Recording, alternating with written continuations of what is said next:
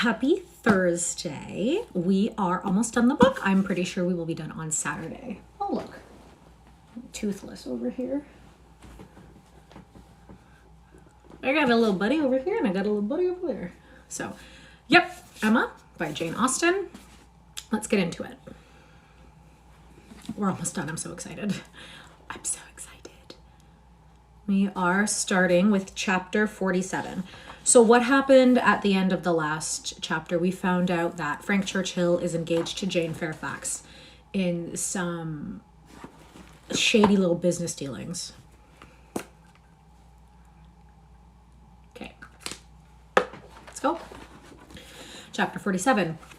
Harriet, poor Harriet. Those were the words in them. In them lay the tormenting ideas which Emma could not get rid of, and which constituted. I might just restart. Hi. Chapter 47. Harriet, poor Harriet. Those were the words. In them lay the tormenting ideas which Emma could not get rid of, and which constituted the real misery of the business to her. Frank Churchill had behaved very ill by herself, very ill in many ways, but it was not so much his behavior as her own which made her so angry with him. It was the scrape which he had drawn her into on Harriet's account that gave the deepest hue to his offence. Poor Harriet, to be a second time the dupe of her misconceptions and flattery. Mr. Knightley had spoken prophetically when he once said, "Emma, you have been no friend to Harriet Smith." She was afraid she had done her nothing but disservice. It was true that she had not to charge herself, but in this instance, as in the former, with being the sole and original author of the mischief, with having suggested such feelings as might otherwise never have entered Harriet's imagination. For Harriet had acknowledged her admiration and preference of Frank Churchill before she had ever given her a hint on the subject, but she felt completely guilty of having encouraged what she might have repressed. She might have prevented the indulgence and increase of such sentiments. Her influence would have been enough. And now she was very conscious that she ought to have prevented them. She felt that she had been risking her friend's happiness on most insufficient grounds. Common sense would have directed her to tell Harriet that she must not allow herself to think of him, and that there were 500 chances to 1 against his ever caring for her. But with common sense, she added, I am afraid I have had little to do. Happy Whiskey Day and Scribble Day. I'll have a glass of whiskey later. She was extremely angry with herself. If she could not have been angry with Frank Churchill too, it would have been dreadful. As for Jane Fairfax, she might at least relieve her feelings from any present solicitude on her account. Harriet would be anxiety enough. She need no longer be unhappy about Jane, whose troubles and whose ill health having, of course, the same origin, might be equally under cure. Her days of insignificance and evil were over. She would soon be well, happy, and prosperous. Emma could now imagine why her own attentions had been slighted. This discovery laid many smaller matters open. No doubt it had been from jealousy. In Jane's eyes, she had been a rival, and well might anything she could offer of assistance or regard be repulsed. An airing in the Hartfield carriage would have been the rack. An arrowroot from the Hartfield storeroom must have been poison. She understood it all, and as far as her mind could disengage itself from the injustice and selfishness of angry feelings, she acknowledged that Jane Fairfax would have neither elevation nor happiness beyond her desert.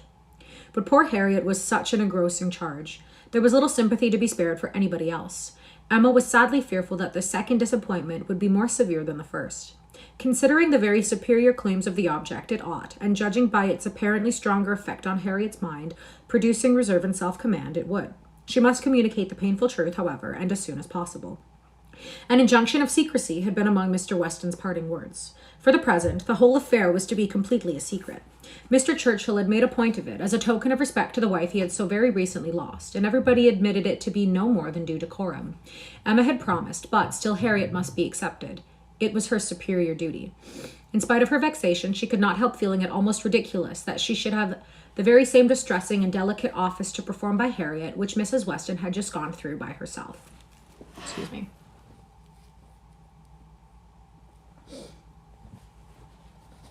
A little water break. The intelligence which had been so anxiously announced to her, she was now to be anxiously announcing to another. Her heart beat quick on hearing Harriet's footstep and voice. So, she supposed, had poor Mrs. Weston's feeling when she was approaching Randall's. Could the event of the disclosure bear an equal resemblance? But of that, unfortunately, there could be no chance. Well, Miss Woodhouse, cried Harriet, coming eagerly into the room, is not this the oddest news that ever there was? What news do you mean? Replied Emma, unable to guess by look or voice whether Harriet could indeed have received any hint. About Jane Fairfax. Did you ever hear anything so strange? Oh, you need not be afraid of owning it to me, for Mr. Weston has told me himself. I met him just now. He told me it was to be a great secret, and therefore I should not think of mentioning it to anybody but you, but he said you knew it. What did Mr. Weston tell you? Said Emma, still perplexed. Oh, he told me all about it, that Jane Fairfax and Mr. Frank Churchill are to be married, and that they have been privately engaged to one another this long while. How very odd. It was indeed so odd. Harriet's behavior was so extremely odd that Emma did not know how to understand it. Her character appeared absolutely changed. She seemed to propose showing no agitation or disappointment or peculiar concern in the discovery. Emma looked at her, quite unable to speak. Had you any idea, cried Harriet, of his being in love with her? You, perhaps, might. You, blushing as she spoke, who can see into everybody's heart, but nobody else. Upon my word, said Emma, I begin to doubt my having any such talent. Can you seriously ask me, Harriet, whether I imagined him attached to another woman at the very time that I was, tacitly, if not openly, encouraging you to give way to your own feelings? I never had the slightest suspicion, till within the last hour, of Mr. Frank Churchill's having the least regard for Jane Fairfax. You may be very sure that if I had, I should have cautioned you accordingly. Me, cried Harriet, colouring and astonished. Why should you caution me? You do not think I care about Mr. Frank Churchill. I am delighted to hear you speak so stoutly on the subject, replied Emma, smiling. But you do not mean to deny that there was a time, and not so very distant either, when you gave me reason to understand that you did care about him. Him? Never, never. Dear Miss Woodhouse, how could you so mistake me? Turning away distressed. Harriet, cried Emma after a moment's pause, what do you mean? Good heaven, what do you mean? Mistake you? Am I to suppose then? She could not speak another word. Her voice was lost, and she sat down, waiting in great terror till Harriet could answer. Harriet, who was standing at some distance and with face turned from her, did not immediately say anything, and when she did speak, it was in a voice nearly as agitated as Emma's. I should not have thought it possible, she began, that you could have ever misunderstood me. I know we agreed never to name him, but considering how infinitely superior he is to everybody else, I should not have thought it possible that I could be supposed to mean any other person. Mr. Frank Churchill, indeed. I do not know who would ever look at him in the company of the other. I hope I have a better taste than to think of Mr. Frank Churchill, who was like nobody by his side. And that you should have been so mistaken is amazing. I am sure, but for believing that you entirely approved and meant to encourage me in my attachment, I should have considered it at first too great a presumption almost to dare to think of him. At first, if you had not told me that more wonderful things had happened, that there had been matches of greater disparity, those were your very words, I should not have dared to give way to, I should not have thought it possible. But if you, who have been always acquainted with him— Harriet, cried Emma, collecting herself resolutely, let us understand each other now, without the possibility of further mistake. Are you speaking of Mr. Knightley? To be sure I am. I never could have an idea of anybody else, and so I thought you knew. When we talked about him, it was as clear as possible. Not quite, returned Emma with forced calmness, for all that you said then appeared to me to relate to a different person. I could almost assert that you had named Mr. Frank Churchill. I am sure the service Mr. Frank Churchill had rendered you in protecting you from the gypsies was spoken of. Oh, Miss Woodhouse, how you do forget. My dear Harriet, I perfectly remember the substance of what I said on the occasion. I told you that I did not wonder at your attachment, that considering the service he had rendered you, it was extremely natural. And you agreed to it, expressing yourself very warmly as to your sense of that service, and mentioning even what your sensations had been in seeing him come forward to your rescue. The impression of it is strong in my memory. Oh dear, cried Harriet, now I recollect what you mean. But I was thinking of something very different at the time. It was not the gypsies. It was not Mr. Frank Churchill that I meant. No, with some elevation, I was thinking of a much more precious circumstance, of Mr. Knightley's coming and asking me to dance when Mr. Elton would not stand up with me, and when there was no other partner in the room. That was the kind action. That was the noble benevolence and generosity. That was the service which made me begin to feel how superior he was to every other being on earth. Good God, cried Emma, this has been a most unfortunate, a most deplorable mistake. What is to be done? You would not have encouraged me then, if you had understood me? At least, however, I cannot be worse off than I should have been if the other had been the person. And now, it is possible. She paused a few moments. Emma could not speak. I do wonder, Miss Woodhouse, she resumed, that you should feel a great difference between the two, as to me or as to anybody. You must think one 500 million times more above me than the other. But I hope, Miss Woodhouse, that supposing, that if, strange as it may appear, but you know they were your own words, that more wonderful things had happened, matches of greater disparity had taken place than between Mr. Frank Churchill and me, and therefore it seems as if such a thing even as this may have occurred before, and if I should be so fortunate beyond expression as to, if Mr. Knightley should really, if he does not mind the disparity, I hope, dear Miss Woodhouse, you will not set yourself against it and try to put difficulties in the way. But you are too good for that, I am sure. Harriet was standing at one of the windows. Emma turned round to look at her in consternation and hastily said, "Have you any idea of Mr. Knightley's returning your affection?" "Yes," replied Harriet modestly, but not fearfully. "I must say that I have." Emma's eyes were instantly withdrawn, and she sat silently meditating in a fixed attitude for a few minutes. A few minutes were sufficient for making her acquainted with her own heart. A mind like hers, once opening to suspicion, made rapid progress. She touched, she admitted, she acknowledged the whole truth. Why was it so much worse that Harriet should be in love with Mr. Knightley than with Frank Churchill? Why was the evil so dreadfully increased by Harriet's having some hope of a return? It darted through her with the speed of an arrow that Mr. Knightley must marry no one but herself. I can't remember who said they didn't like Emma, but someone came on the stream and said they didn't like Emma. And yeah, you know what? She's not a very good person. She doesn't appear to be, at the very least. Her own conduct, as well as her own heart, was before her in the same few minutes. She saw it all with a clearness which had never blessed her before. How improperly had she been acting by Harriet? How inconsiderate, how indelicate, how irrational, how unfeeling had been her conduct. What blindness, what madness had led her on. It struck her with dreadful force, and she was ready to give it every bad name in the world. Some portion of respect for herself, however, in spite of all these demerits, some concern for her own appearance, and a strong sense of justice by Harriet. There would be no need of compassion to the girl who believed herself loved by Mr. Knightley, but justice required that she should not be made unhappy by any coldness now.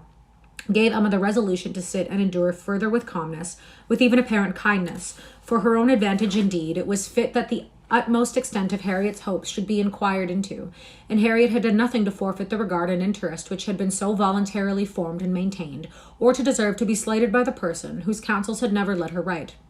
Rousing from reflection, therefore, and subduing her emotion, she turned to Harriet again, and, in a more inviting accent, renewed the conversation. For as to the subject which had first introduced it, the wonderful story of Jane Fairfax that was quite sunk and lost, neither of them thought but of Mr. Knightley and themselves. Harriet, who had been standing in no unhappy reverie, was yet very glad to be called from it by the now encouraging manner of such a judge and such a friend as Miss Woodhouse, and only wanted invitation to give the history of her hopes with great, though trembling delight. Emma's tremblings as she asked, and as she listened, were better concealed than Harriet's, but they were not less. Her voice was not unsteady, but her mind was in all the perturbation that such a development of herself, such a burst of threatening evil, such a confusion of sudden and perplexing emotions must create. She listened with much inward suffering, but with great outward patience, to Harriet's detail. Methodical, or well arranged, or very well delivered, it could not be expected to be, but it contained, when separated from all the feebleness and tautology of the narration, a substance to sink her spirit, especially with the corroborating circumstances which her own memory brought in favor of Mr. Knightley's most improved opinion of Harriet. Harriet had been conscious of a difference in his behavior ever since those two decisive dances. Emma knew that he had, on that occasion, found her much superior to his expectation. From that evening, or at least from the time of Miss Woodhouse's encouraging her to think of him, Harriet had begun to be sensible of his talking to her much more than he had been used to, and of his having indeed quite a different manner towards her, a manner of kindness and sweetness. Latterly she had been more and more aware of it. When they had all been walking together, he had so often come and walked by her and talked so very delightfully. He seemed to want to be acquainted with her. Emma knew it to have been very much the case. She had often observed the change to almost the same extent. Harriet repeated expressions of approbation and praise for him, and Emma felt them to be in the closest agreement with what she had known of his opinion of Harriet. He praised her for being without art or affection, for having simple, honest, generous feelings. She knew that he saw such recommendations in Harriet. He had dwelt on them to her more than once. Much that lived in Harriet's memory, many little particulars of the notice she had received from him, a look, a speech, a removal from one chair to another, a compliment implied, a preference inferred, had been unnoticed because unsuspected by Emma. Circumstances that might swell to half an hour's relation and contained multiple proofs to her who had seen them, had passed undiscerned by her who now heard them. But the two latest occurrences to be mentioned, the two of strongest promise to Harriet, were not without some degree of witness from Emma herself. The first was his walking with her apart from the others in the lime walk at Donwell, where they had been walking some time before Emma came, and he had taken pains, as she was convinced, to draw her from the rest to himself. And at first, he had talked to her in a more particular way than he had ever done before, in a very particular way indeed. Harriet could not recall it without a blush. He seemed to be almost asking her whether her affections were engaged, but as soon as she, Miss Woodhouse, appeared likely to join them, he changed the subject and began talking about farming. The second was his having sat talking with her nearly half an hour before Emma came back from her visit, the very last morning of his being at Hartfield. Though, when he came in, he had said that he could not stay 5 minutes, and his having told her, during their conversation, that though he must go to London, it was very much against his inclination that he left home at all, which was much more, as Emma felt, than he had acknowledged to her. The superior degree of confidence towards Harriet, which this one article marked, gave her severe pain.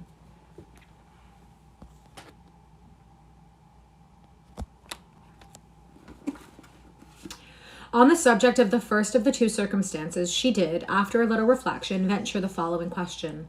Might he not? Is not it possible that when inquiring, as you thought, into the state of your affections, he might be alluding to Mr. Martin? He might have Mr. Martin's interest in view? But Harriet rejected the suspicion with spirit. Mr. Martin? No, indeed. There was not a hint of Mr. Martin. I hope I know better now than to care for Mr. Martin, or to be suspected of it. When Harriet had closed her evidence, she appealed to her dear Miss Woodhouse to say whether she had not good ground for hope. I never should have presumed to think of it at first, said she, but for you. You told me to observe him carefully, and let his behavior be the rule of mine, and so I have.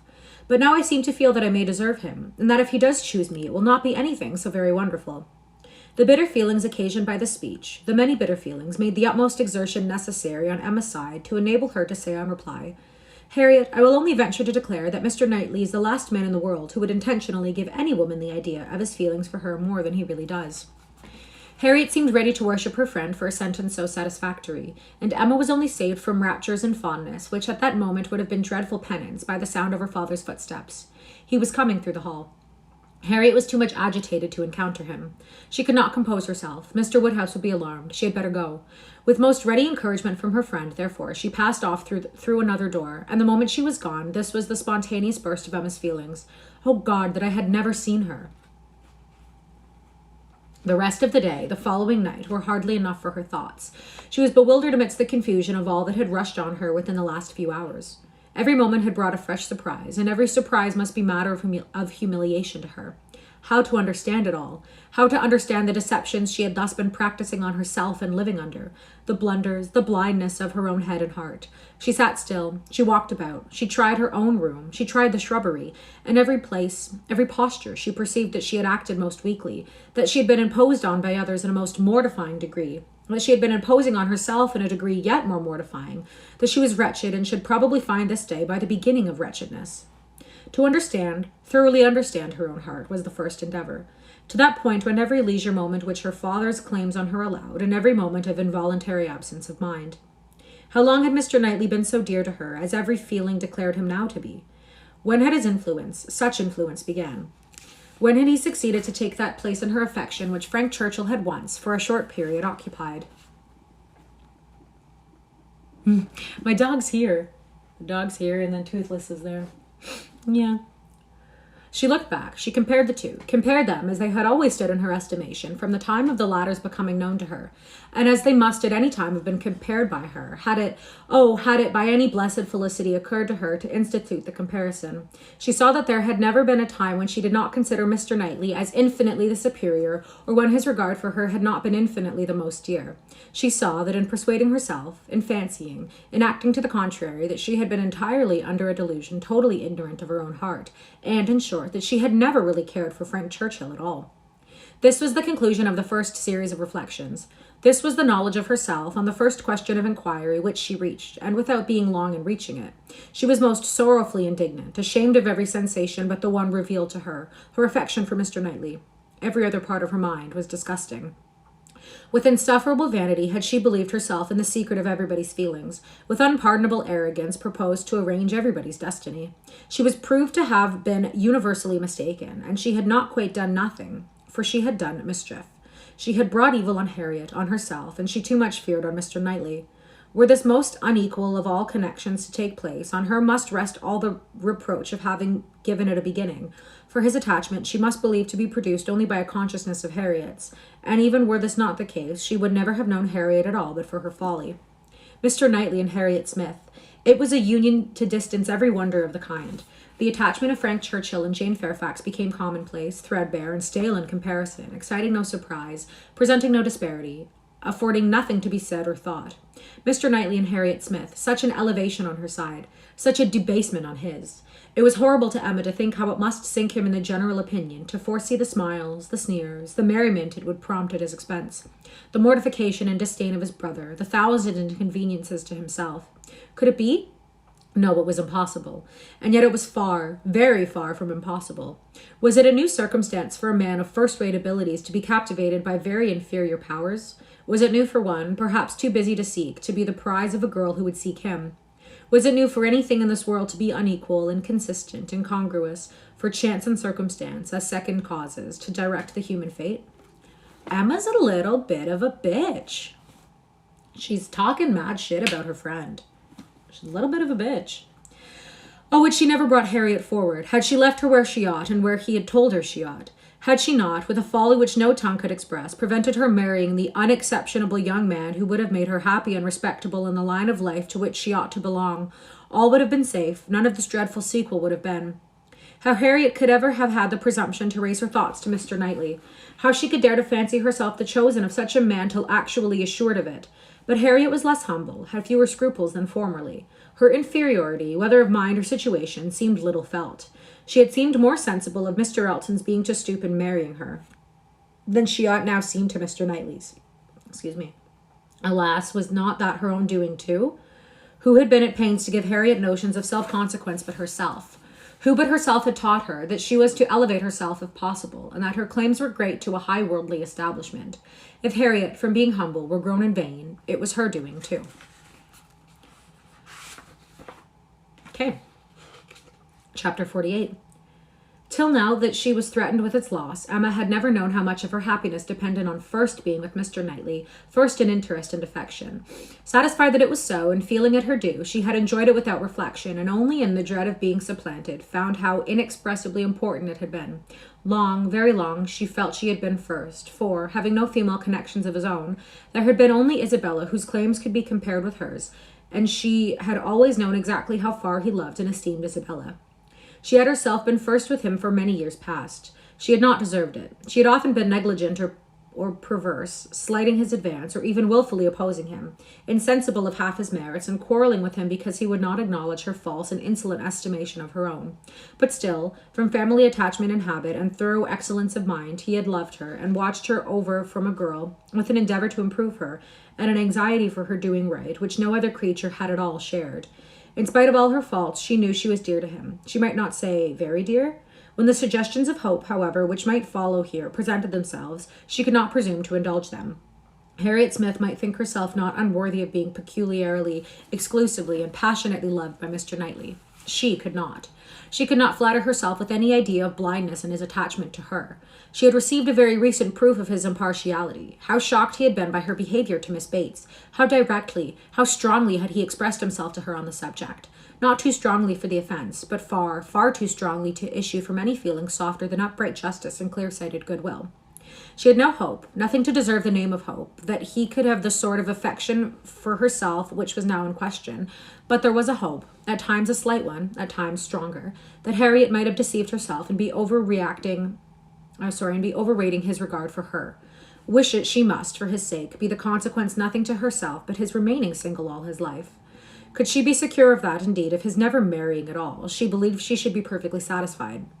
Let him but continue the same Mr. Knightley to her and her father, the same Mr. Knightley to all the world.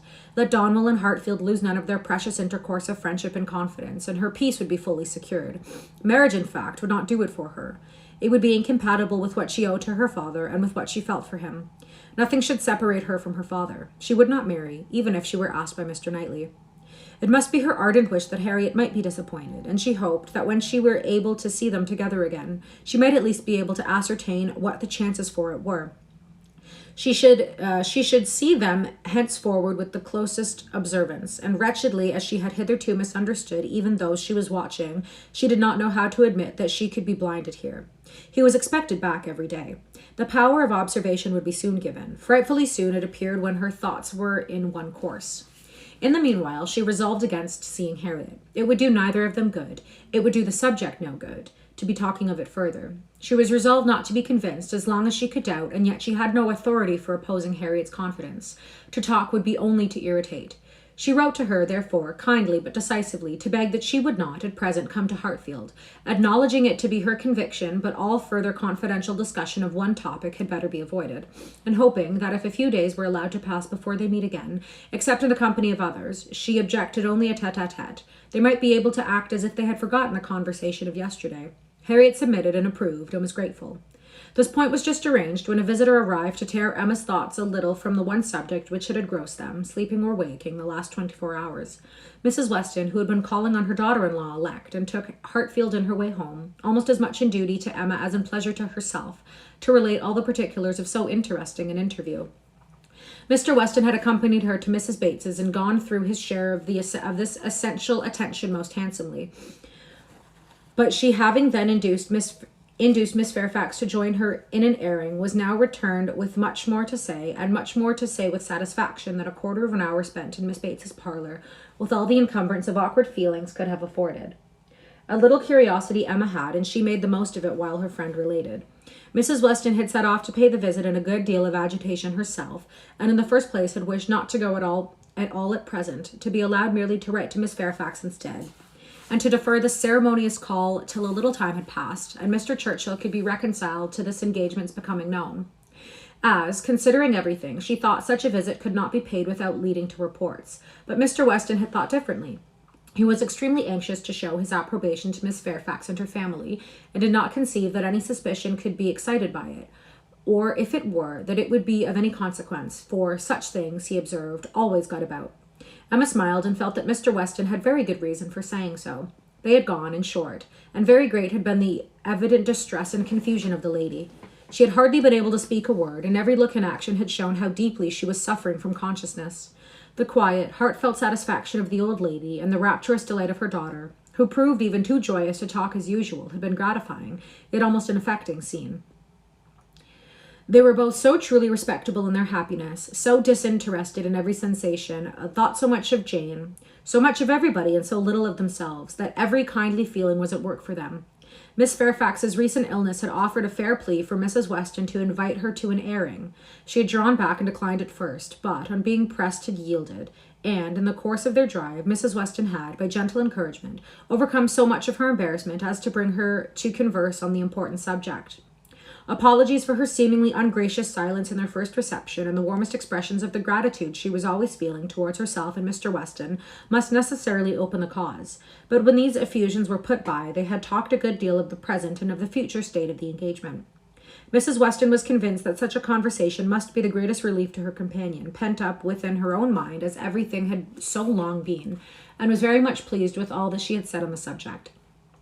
On the misery of what she had suffered during the concealment of so many months, continued Mrs. Weston, she was energetic.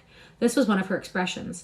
I will not say that since I entered into this engagement I have not had some happy moments, but I can say that I have never known the blessing of one tranquil hour.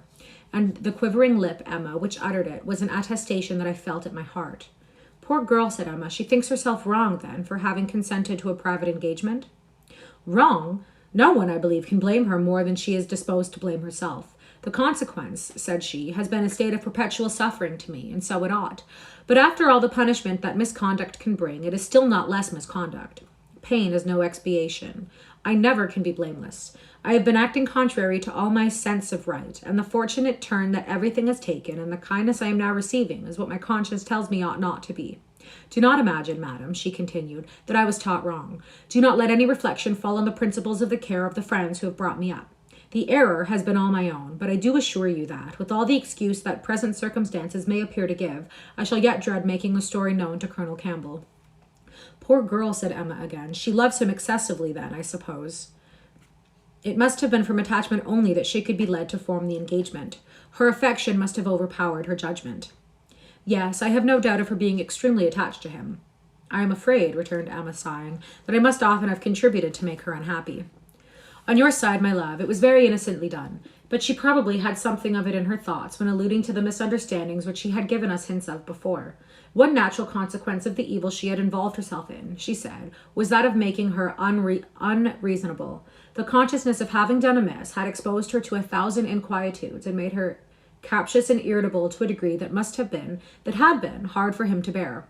I did not make the allowances, said she, which I ought to have done for his temper and spirits, his delightful spirits, and that gaiety, that playfulness of disposition, which, under any other circumstances, would, I am sure, have been as constantly bewitching to me as they were at first.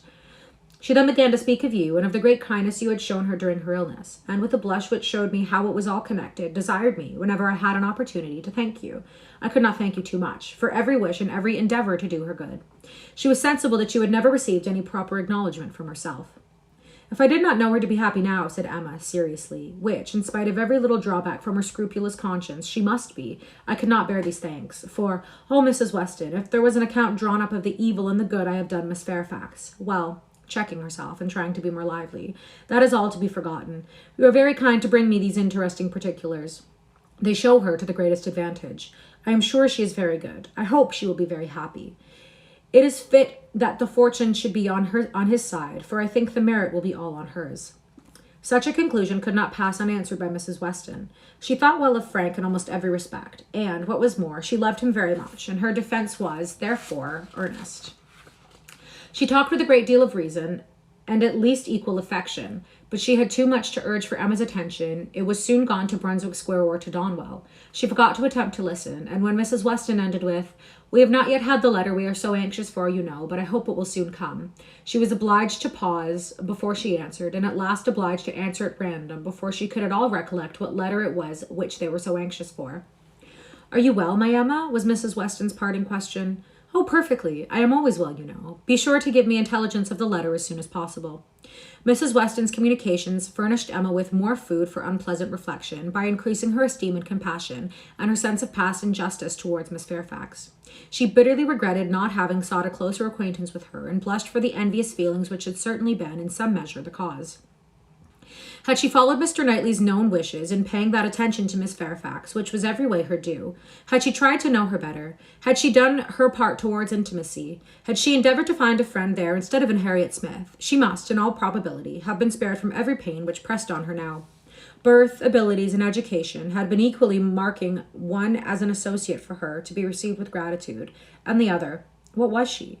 Supposing even that they had never become intimate friends, that she had never been admitted into Miss Fairfax's confidence on this important matter, which was most probable, still, in knowing her as she ought, and as she might, she must have been preserved from the abominable suspicions of an improper attachment to Mr. Dickson, which she had not only so foolishly fashioned and harbored herself, but had so unpardonably imparted. An idea which she had greatly feared had been made a subject of material distress to the delicacy of Jane's feelings by the levity or carelessness of Frank Churchill's. Of all the sources of evil surrounding the former since her coming to Highbury, she was persuaded that she must herself have been the worst. She must have been a perpetual enemy.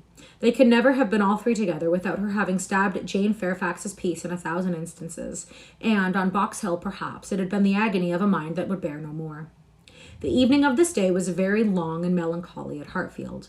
The weather added what it could of gloom. A cold, stormy rain set in, and nothing of July appeared but in the trees and shrubs, which the wind was despoiling, and the length of the day, which only made such cruel sights the longer visible. The weather affected Mr. Woodhouse, and he could only be kept tolerably comfortable by almost ceaseless attention on his daughter's side, and by exertions which had never cost her half so much before. It reminded her of the first forlorn tete-a-tete on the evening of Mrs. Weston's wedding day, but Mr. Knightley had walked in then, soon after tea, and dissipated every melancholy fancy. Alas, such delightful proofs of Hartfield's attraction as those sorts of visits conveyed might shortly be over. The picture which she had then drawn of the privations of the approaching winter had proved erroneous. No friends had deserted them, no pleasures had been lost. But her present forebodings, she feared, would experience no similar contradiction. The prospect before her now was threatening to a degree that could not be entirely dispelled, that might not even be partially brightened. If all took place that might take place among the circle of her friends, Hartfield must be comparatively deserted, and she left to cheer her father with the spirits only of ruined happiness.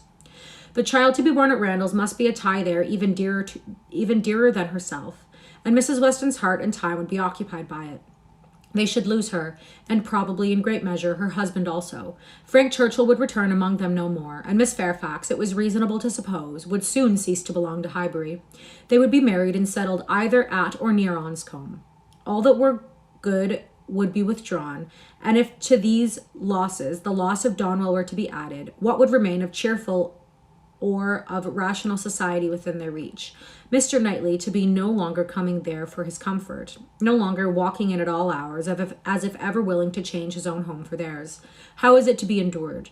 And if he were to be lost to them for Harriet's sake, if he were to be the thought of hereafter as finding in Harriet's society all that he wanted, if Harriet were to be the chosen, the first, the dearest friend, the wife to whom he looked for all the best blessings of existence, what could be increasing Emma's wretchedness but the reflection, never far distant from her mind, that it had been all her own work? When it came to such a pitch as this, she was not able to refrain from a start or a heavy sigh, or even from walking about the room for a few seconds, and the only source whence anything like consolation or composure could be drawn was in the resolution of her own better conduct, and the hope that, however inferior in spirit and gaiety might be the following and every future winter of her life to the past, it would yet find her more rational, more acquainted with herself, and leave her less to regret when it were gone. That's all for today. I'll be back tomorrow, and then we'll finish the book Saturday. Thank you so much for reading with me. Bye.